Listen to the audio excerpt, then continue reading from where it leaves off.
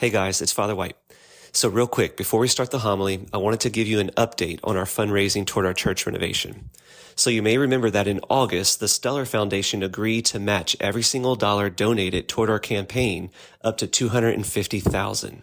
And since then, we've raised $150,000, which means that we're 100 grand away from meeting our match. And our goal is to meet this match by December 3rd, which is Giving Tuesday, right after Thanksgiving. Now, I'm asking each of our listeners to please prayerfully consider helping us meet this match. There's a few ways that you can help. First, if you have any extra funds, I ask that you please consider donating toward our campaign. Second, don't underestimate the impact of spreading the word. Tell your friends, your family members, local business owners, even people that live outside of town. Tell them why you love St. Leo and tell them how this community has brought you closer to Christ. We're doing everything we can to evangelize the north side of town, and we've seen amazing fruits over the past few years. Y'all, this is so much more than a building project. We're creating a beautiful space, a sacred space for anyone to come so that even more people can be drawn closer to Jesus Christ. Tell that to your friends and ask them to support us. Finally, and perhaps most importantly, don't underestimate the power of prayer. To join us in prayer is an act of trust and surrender to our God who provides, and I know that He'll provide for us. So please, do me a favor, click on the link in the description and learn more about this opportunity, and please support our mission. Thanks, y'all. Enjoy the homily. Hypothetically, you go to a restaurant, order your meal, the meal comes, you start to eat your food, and a few bites in, there's a large, long hair. Cooks right into your food. What do you do next? It's probably a fun conversation starter. Maybe you've already had this conversation with your family and friends because people do different things.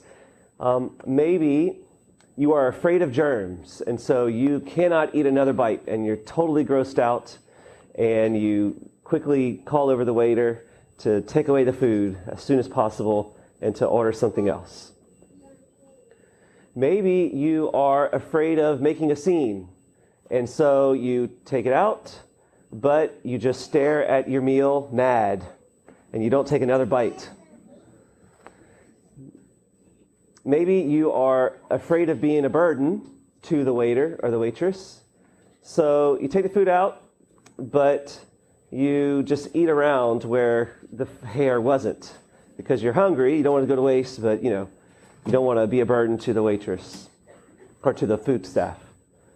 Or maybe you're afraid of wasting the food, so you don't want them to know about it.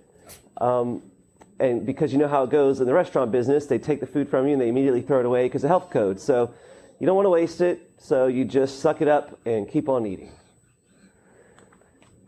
Maybe you have some other thing, but the point is, I do believe that oftentimes small fears within us drive us to make certain decisions.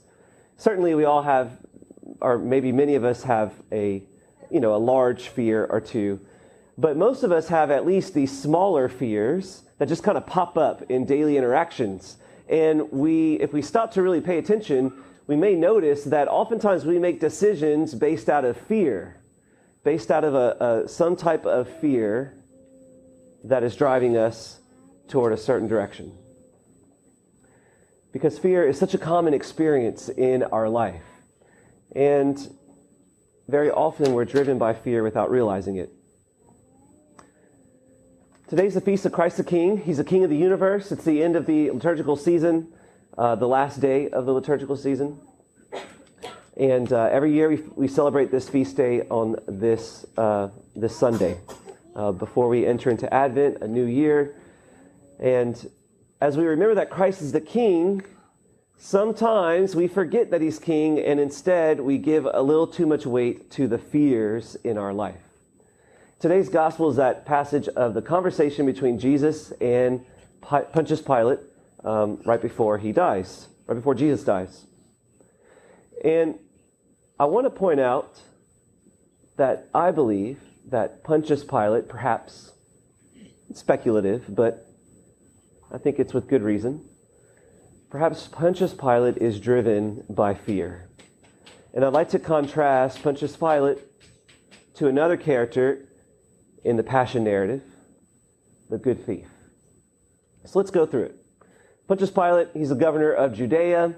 He's working on behalf of the Emperor Tiberius of Rome, and Rome has these outer territories that they control during the time. Judea is one of them.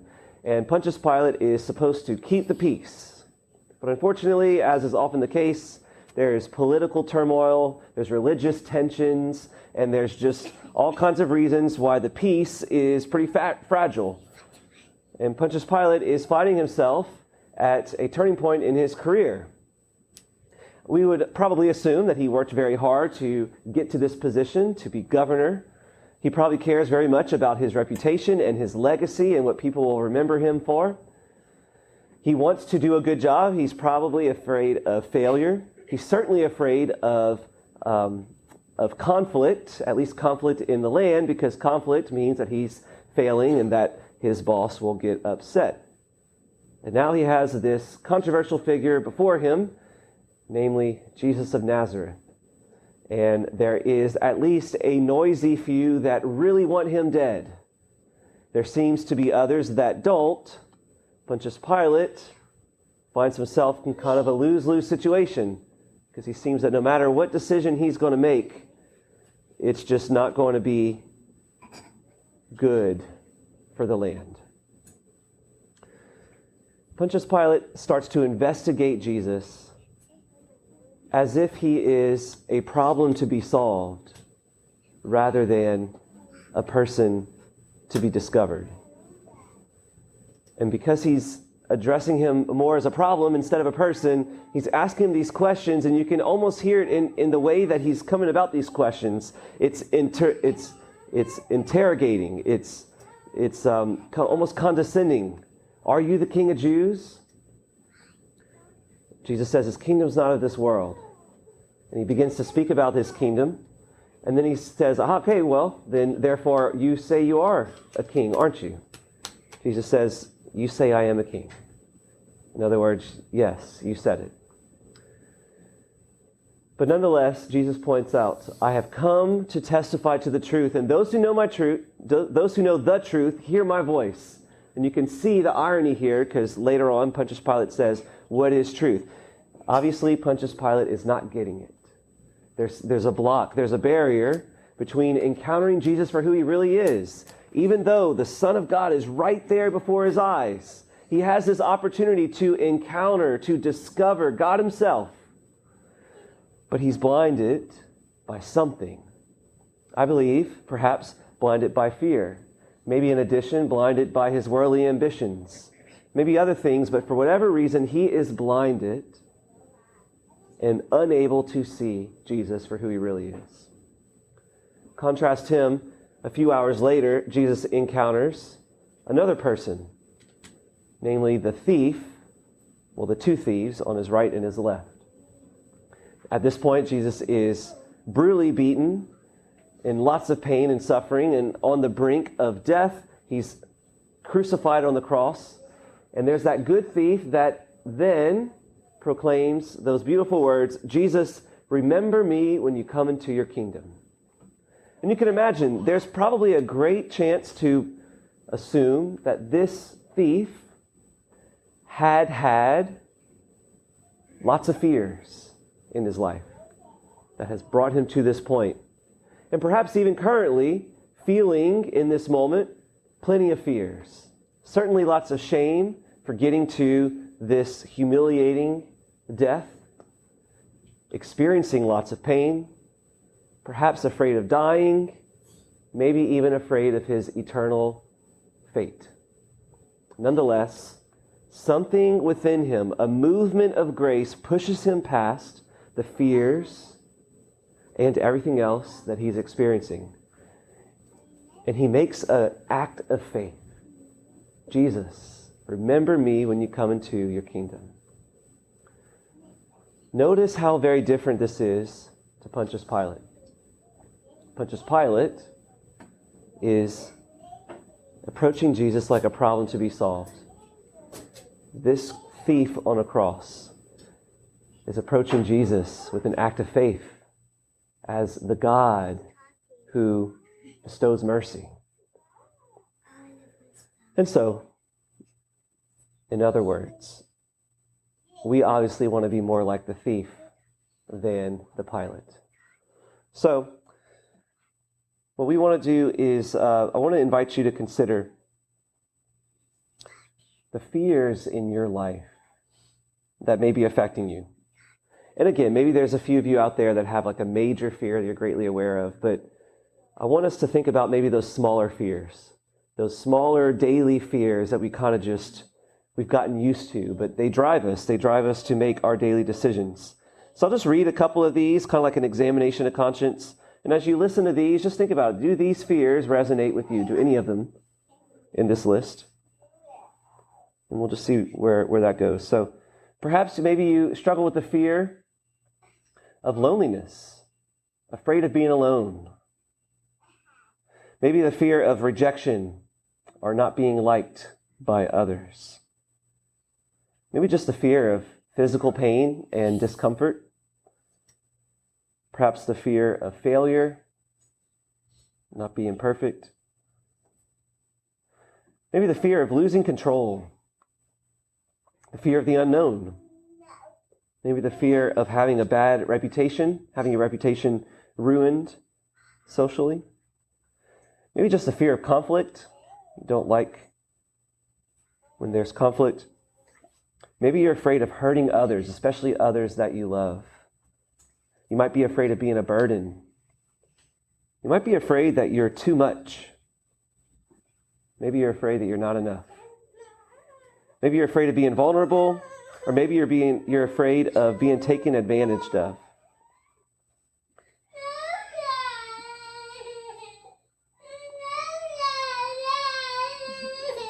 Maybe you're afraid of getting in trouble.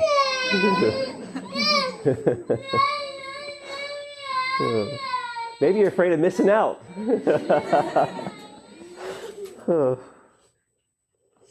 So think for a moment, whatever those fears may be. What do you do with those fears? Are those fears stifling your faith? Because the mere presence of fear really doesn't say a whole lot about who you are and who you're going to be. The mere presence of fear doesn't mean that you're a failure or that you're a terrible person or that you're a coward even. The mere presence of fear is just the reality of being human. The question is, what do you do with it? What are you doing with those fears in your life? Are they stifling your faith? Are they leading you to a moment of darkness and despair and doubt? Are you letting those fears build up and become large monsters that take control over your life and debilitate you? Or do you surrender those fears to Jesus? Do you allow the grace of God to move within you and through you, even in the face of fear? Because courage is not the absence of fear. Courage is the ability to pursue what's right and what's good, even in the face of fear. So today we remember that Christ is King. King of the universe, King of our nation, King of your family, King of your heart. He's King of it all. And that includes, He is more powerful than your fears. We have an opportunity at every moment when you feel afraid, insecure, unsure.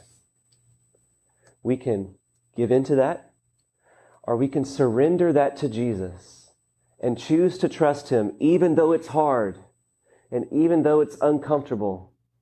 By the grace of God, we will push past those fears in faith. Faith in Christ the King. Amen. Hey guys, thanks again for listening to our podcast. Don't forget to click the links below to learn more about our mission. Thanks.